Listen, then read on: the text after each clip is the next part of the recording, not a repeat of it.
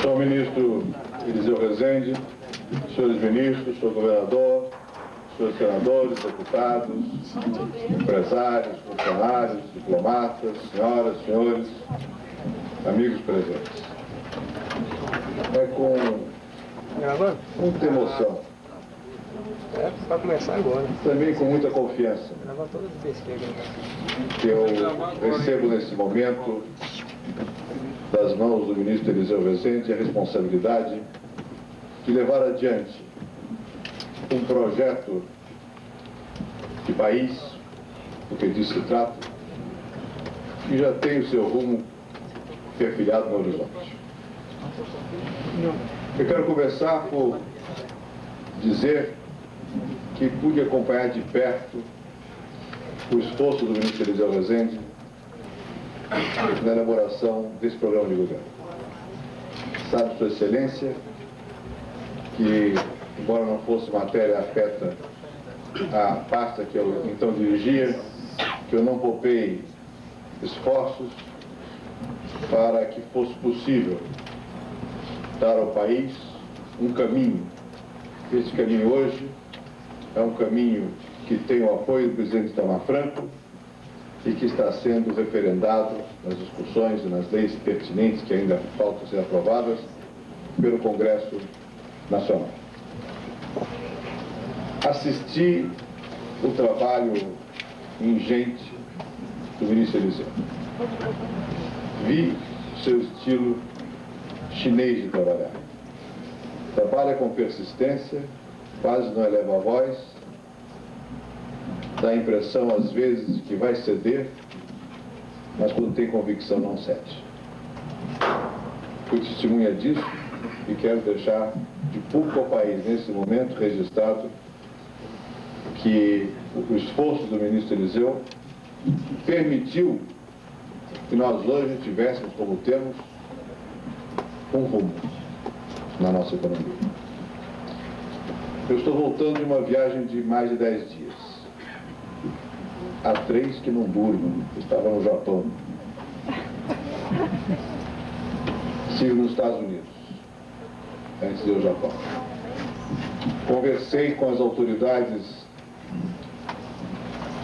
políticas, da área financeira e da área diplomática. Posso lhes assegurar que alguns dos meus colaboradores que seguiram na viagem sabem disso, e no Japão há testemunhas congressuais, que não tive dificuldades em poder afirmar qual é o caminho do Brasil. E não tive porque eu praticamente repeti o que disse agora o ministro Eliseu Rezende. Agreguei talvez uma perspectiva que eu quero compartilhar hoje aqui. Quando perguntado, e fui com insistência, por chanceleres, por ministros, não só dos Estados Unidos e do Japão, mas também de países latino-americanos. Quando finalmente o Brasil ia despertar para o desafio do mundo contemporâneo, eu disse que nós já fizemos as reformas, só que não percebemos. A sociedade brasileira já optou. Não foi o governo, não foi o nosso governo, o governo do presidente Itamar Franco, nem foram os governos anteriores, foi a sociedade. O caminho já está traçado. Está traçado na vontade de um país que não só sabe das potencialidades que tem, como se cansou da desordem. Nós já começamos a arrumar a casa. O ministro Eliseu Rezende mencionou o projeto de privatização e disse que não se trata de uma questão ideológica, que é verdade. Qualquer que seja a pessoa que tome assento na cadeira do presidente da República ou dos ministérios concernentes para essa matéria, verá, olhando os números, que não há escolha. Não há escolha não por um debate ideológico sobre se deveríamos ou não ter tido um setor produtivo estatal, porque se não o tivéssemos tido, não teríamos o desenvolvimento que hoje temos. Não há escolha porque hoje não há mais capacidade no Tesouro, nem é possível extrair mais impostos da sociedade para gastar esses recursos em empreendimentos que são de risco e muitas vezes não dão certo, como é natural da empresa econômica. Não corresponde mais. Esse hoje é um rumo aceito. Discute-se outra coisa, o modo de fazer. A clareza nas operações, a lisura no procedimento e o destino que se há de dar aos recursos gerados por um patrimônio que é do povo. Tem que ser, portanto, um destino muito cuidado. E disse bem o ministro Eliseu Rezende, uma parte importante, substancial desses recursos há de ser para fazer frente à dívida mobiliária do Tesouro, para diminuir a pressão sobre o Tesouro e, por consequência, para permitir que haja um declínio na taxa de juros. Mas não é só por isso que esse país hoje já tem sinais sensíveis de que ele é um país que sabe o seu caminho. Quantas vezes discutimos a questão do protecionismo na economia brasileira? Pois bem, ainda recentemente foi publicado um relatório de uma agência oficial dos Estados Unidos que diz uma coisa que nós já sabíamos, mas talvez não tivesse sido registrado lá fora. É que a tarifa média de importação no Brasil hoje é de 17%. A real, executada. O que aconteceu? A partir de 1º de julho vai ser 14%. A do Chile é 11%. Exemplo de economia que se abriu. Isso abriu mesmo do Chile. A nossa também se abriu. Os nossos empresários se ajustaram. Alguns perderam. Mas se ajustaram. Nós já fizemos isso. Nós já temos uma economia que está em franco processo de abertura. E, melhor, sem que disso tivesse derivado o sucateamento da indústria nacional. Isso não significa que nós não devamos ter uma forte política industrial baseada e fortemente no desenvolvimento tecnológico e científico. Temos que ter, porque foi até arriscado o rumo tomado de uma abertura sem as pré-condições. Mas a virtude não foi do governo, foi da sociedade, que enfrentou o desafio e continua competindo e exportando. As nossas exportações estão atingindo, se tudo der certo, e há de dar, chegando ao patamar dos 40 bilhões de dólares no ano. As nossas reservas são hoje, como disse o ministro, volumosas. Isso custou ao país. Custou falências, custou desânimo, custou laboratórios que deviam ter sido equipados e que não foram, custou salários baixos, insuportavelmente baixos, custou o agravamento da concentração de renda, custou muita coisa. Mas com este custo, o Brasil, de alguma maneira, se situou de novo como um país que está inserido num processo mais amplo de competição e que tem todas as condições de dar mais passos positivos. O balanço do Brasil é positivo. Aprendi nos números do ministro Eliseu, no número da República, que a dívida mobiliária do Tesouro interna é da ordem de 30 e poucos bilhões de dólares. E o ativo líquido das empresas estatais é de 100 bilhões de dólares. Não é um país que esteja insolvente, nem em falência, nem muito menos. É um país que tem condições de avançar. Quando se compara essa dívida com o produto bruto, mesmo sem chegarmos aos cálculos mais atualizados e exagerados, feitos mais recentemente por organismos internacionais, nós temos um produto bruto que deve estar por volta de 450 bilhões de dólares. A dívida imobiliária interna não atinge 10% do produto. A externa hoje está sendo negociada, e bem negociada. A externa hoje caiu um pouquinho mais recentemente. É pouco mais de 40 bilhões de dólares para com os bancos privados. 41, 42 bilhões de dólares para com os bancos privados estrangeiros. Compare-se isso com o produto. Compare-se qualquer país do mundo, não vou falar dos Estados Unidos, porque eu saí do Ministério das Relações Exteriores, eu posso fazer comparações desagradáveis. Mas a dívida interna americana é infinitamente maior. E a Itália? E outros países da América Latina? Compare-se o estado de solvência da economia brasileira em termos do balanço comercial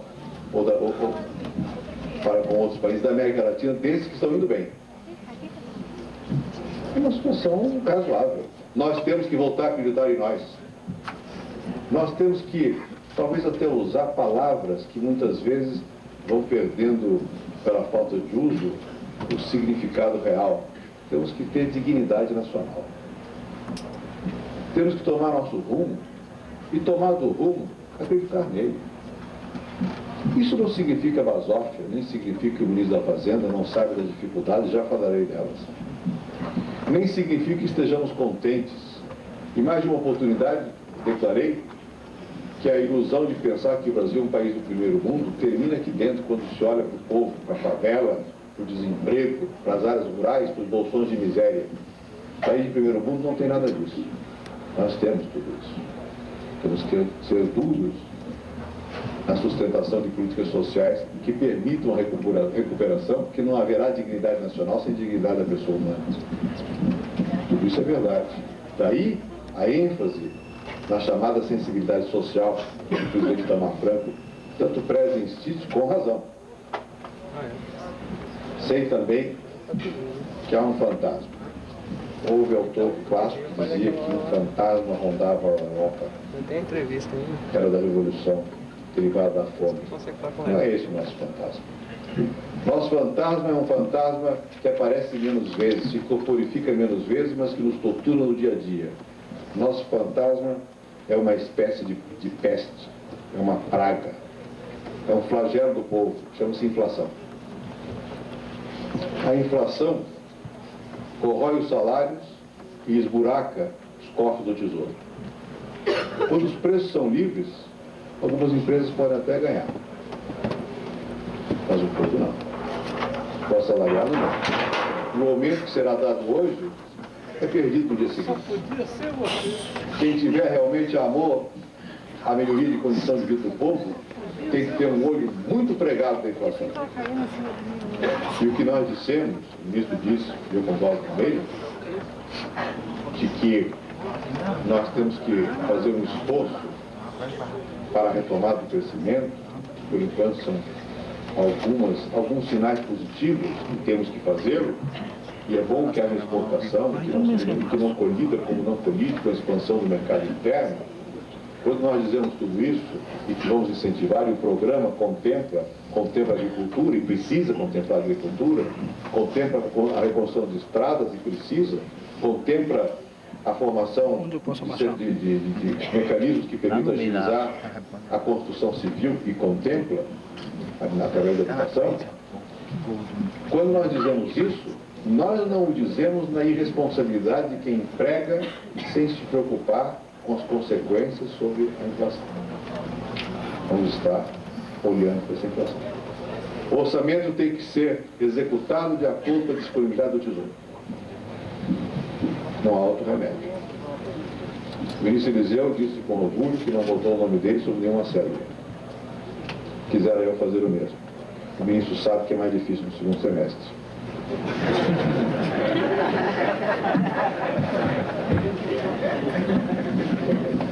Mas estaremos lutando para sobreviver ao semestre, chegar ao outro, e no outro será mais fácil. Acredito, portanto, que o Brasil também deseja isso. Precisamos tornar um desejo palpável, uma reivindicação igual àquela que os funcionários públicos que pedem aumento de salário têm que pedir por causa da inflação, mas que peçam com igual ênfase e os homens de empresas e governo, que o governo olhe pelas contas públicas, que o governo não gaste o que não pode, porque senão nós estaremos praticando uma hipocrisia, dando com uma mão e tirando com a outra. Damos com a esquerda, que é menos destra, e tiramos com a direita, que é mais rápida. Assim não se faz justiça social. A justiça social requer uma atenção muito grande as questões que dizem respeito à política monetária e à inflação. O desafio é conciliar esses problemas. O desafio é não tomar o ponto de vista de que basta controlar a inflação a qualquer custo, porque o país também não suporta. E como homem público, eu não concordaria também. Conversei sobre isso no Japão. Os japoneses são tidos e vistos como pessoas conservadoras, especialmente em matéria financeira. Ouvi de um dos ministros japoneses com mais afeto à matéria da Fazenda, que ele compreendia perfeitamente bem que um país como o Brasil não pode fazer uma política que leve ao aumento do desemprego, à paralisação das fábricas e à fome do povo. Esses são nossos limites. Mas são limites que não nos devem abater, porque, como disse, já houve a transformação da mentalidade da sociedade brasileira. As grandes leis pelas quais setores importantes do país ansiavam, da lei dos portos, a lei de patentes, estão aí. Estão aí para as modificações que o Congresso introduz, porque nós somos uma democracia e continuaremos a ser uma democracia e não há o menor perigo de deixar de ser. Temos anjos da guarda, que nos protegem contra qualquer possibilidade, qualquer tentação, que não vem da parte daqueles que no passado diziam que fomentavam, vem da parte dos desesperados quando querem poder político e que imaginam que pode haver solução mágica. Não há magia, nem na economia, nem na política. Só uma coisa a fazer: seriedade, competência e trabalho. Eu quero agradecer ao Presidente da República pela confiança depositada em mim. Sabe, Sua Excelência, também quanto sabem os que estão próximos a mim, que eu não aspirei a essa posição. Sabe, Sua Excelência, que eu resisti. Sabe, Sua Excelência, que de madrugada os diários oficiais funcionam enquanto o ministro dorme. Mas também sabe, Sua Excelência, que o ministro não falha ao chamado do país, qualquer que seja o sacrifício. Posso lhe dizer que, no meu caso pessoal, tem uma certa cota. Os meus companheiros de trabalho em Itamaraty perceberam o empenho, a dedicação e o entusiasmo com que eu estava lá. É uma grande casa. Uma casa que merece admiração e o respeito do país. Há no Itamaraty pouco mais de 800 diplomatas. Outro dia eu dizia a um deputado, dirigente bancário, o Itamaraty é um banquinho pequeno e faz muito barulho. E é como os banquinhos pequenos, uma casa que está sempre precisando de recursos. Quem sabe agora o ministro da Fazenda possa, como o ministro Eliseu já podia e ajudar.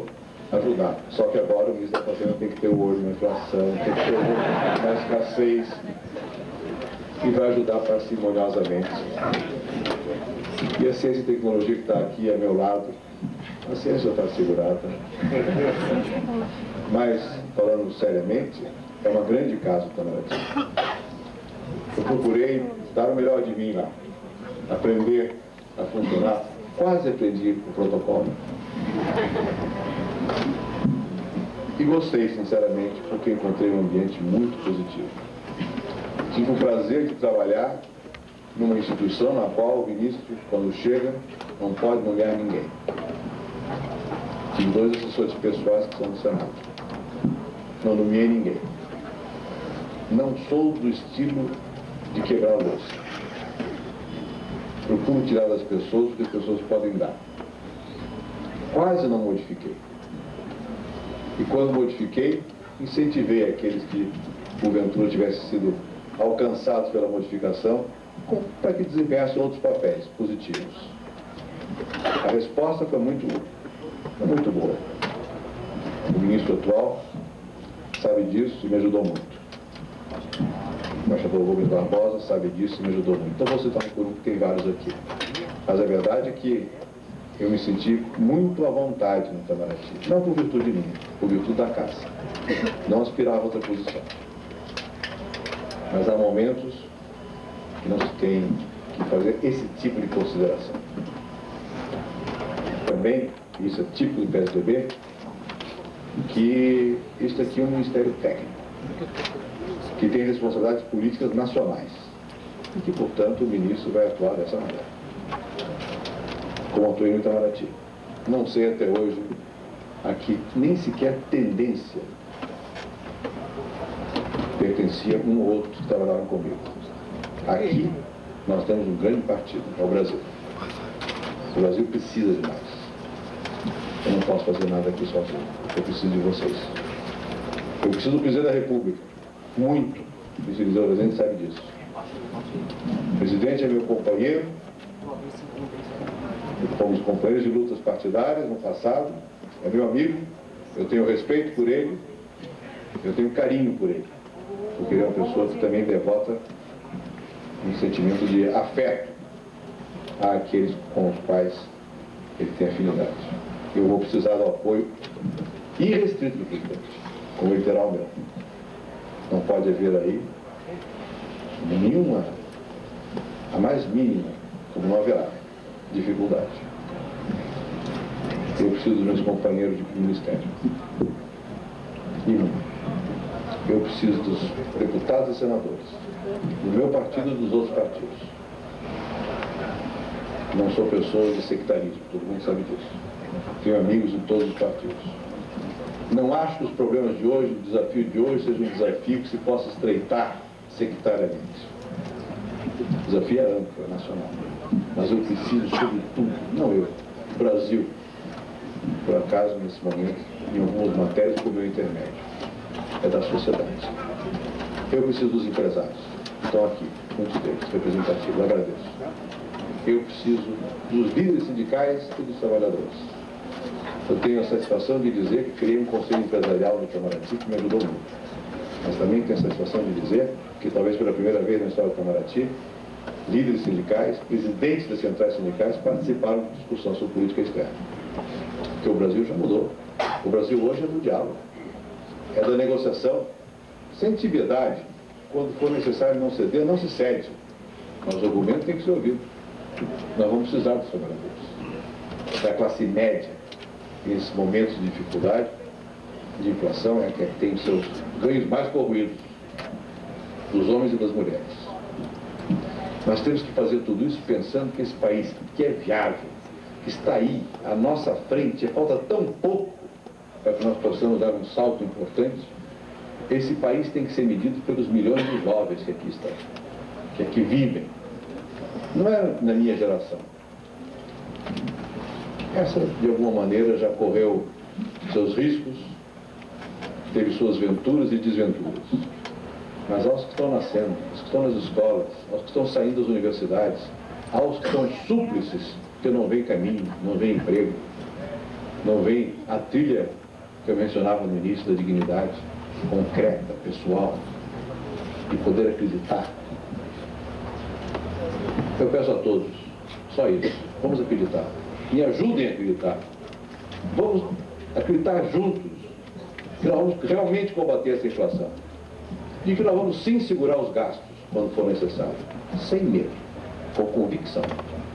E que nós vamos fazer com que haja uma retomada efetiva de um crescimento, que não vai ser bolha de nada, que vai ser contínuo. Porque esse país só tem futuro se ele estiver crescendo economicamente. Nós não temos alternativa. É crescer ou crescer. Nós não temos alternativa. Eu preciso de vocês. A tarefa é muito maior do que o seu eventual responsável. Muito maior. E eu sei também das minhas limitações e nunca tive medo de dizê-las. Contarei com a colaboração dos políticos, dos técnicos, do governo, dos ministros e dos economistas. Eu preciso também. E muito. Com humildade. Com humildade. Quem não sabe das suas limitações não tem condições de comandar. Só pode comandar quem é capaz de ouvir. Só pode comandar quem, depois de decidido, é firme e não permite a discrepância entre os que estão do mesmo lado. Eu quero coesão. Enquanto eu for ministro da Fazenda, pela política econômica, falo eu. Nunca falarei sem o seu apoio do presidente da República e se estarmos afinados. Estaremos afinados. Mas de política econômica, falo eu. Quem quiser discrepar, pode. Discutir internamente. Se tiver razão, pois bem, convence. Uma vez decidido, A decisão é comum e vamos juntos. Finalizo agradecendo mais uma vez o ministro Eliseu Rezende. Ele foi um bravo. A história, às vezes, toma velocidades insuspeitadas e que levam a atropelos desnecessários. Agradeço muito por ele ter ajudado o governo Itamar Franco, num momento difícil, a construir um caminho, e nós estamos aqui para pavimentar esse caminho. Nós vamos pavimentar. Tenho muita confiança. Muito obrigado a todos.